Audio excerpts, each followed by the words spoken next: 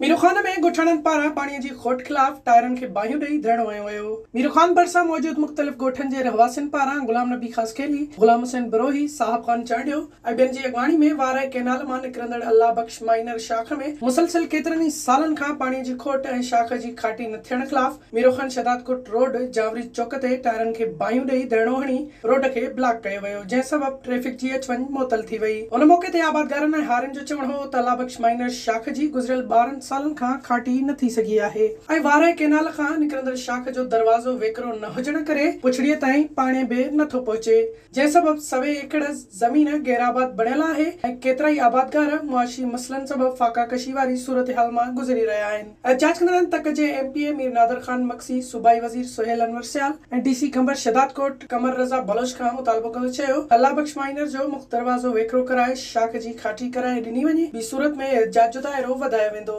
visit कयो अवामी आवाज़ मीडिया ग्रुप जी वेबसाइट awamiawaz.pk